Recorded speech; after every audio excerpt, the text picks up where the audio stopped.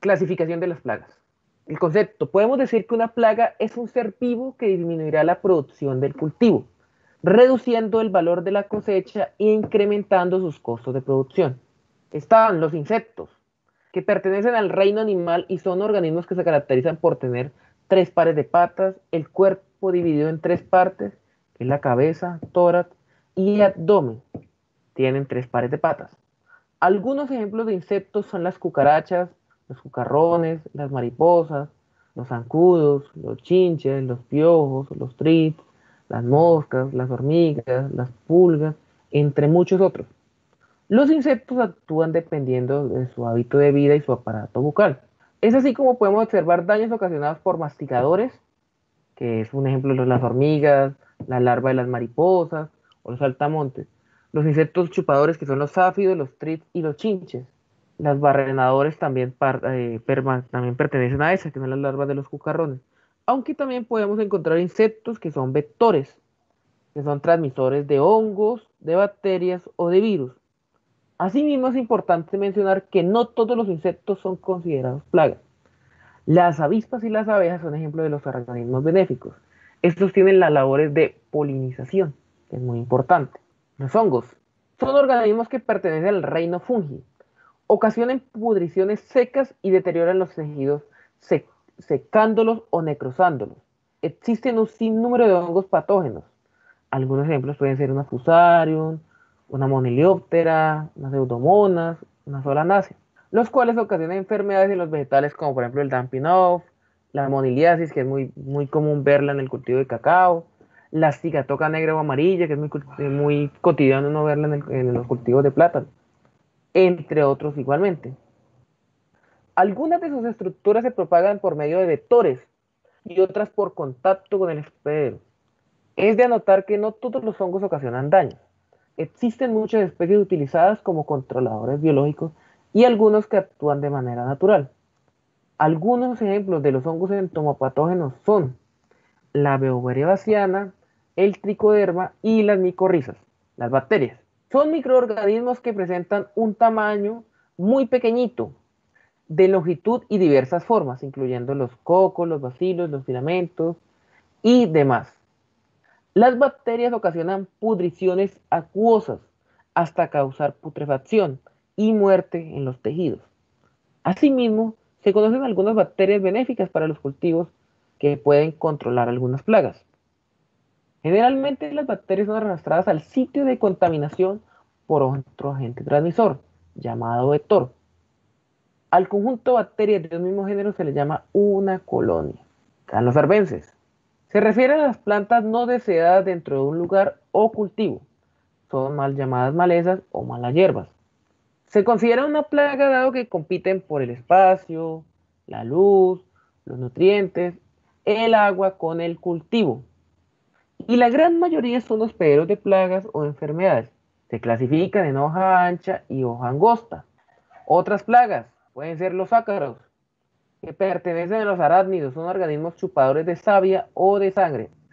Los virus son parásitos obligados, necesitan un organismo vivo para sobrevivir. Están los nematodos, son organismos del reino animal diminutos que generalmente viven en el suelo o en el agua. Y están los roedores, que son los mamíferos que ocasionan daños severos en los cultivos consumiendo sus ramas y tallos. Si no se hacen control a tiempo, son muy comunes en el cultivo de palma, donde afecta la pudrición. Estamos. Aquí yo saqué como una pequeña relevancia en la parte de los insectos, que ya dijimos que consisten en tres partes, que es la cabeza, el tórax y el abdomen. La cabeza es en forma de cápsula, contiene los ojos y las antenas, estas últimas siempre con un único par. Los ojos, en cambio, suelen ser compuestos y de gran tamaño. Está el tórax, que es la región media del cuerpo que contiene los órganos internos y las extremidades. Se divide en tres partes, el protórax, mesotórax y metatórax. A cada uno le corresponde un par de patas, siempre en seis total. Y a los últimos un par de alas, siempre en cuatro total, cuando están presentes. No todos los insectos vuelan. Aquí también saqué relevancia en la parte del aparato bucal. Aquí en esta imagen podemos observar que es de un masticador, que muy comúnmente lo vemos que son los grillos, saltamontes, las partes mastigadores. Aquí un picador chupador. que muy comúnmente lo vemos en la casa, que es la parte de un zancudo. Está de un chupador, que es el insecto que es el que comúnmente llamamos chinche. Está el aparato bucal de un cortador lamedor, que es la mosca común ordinaria que vemos en los hogares. Está el aparato bucal de un chupador esponjoso.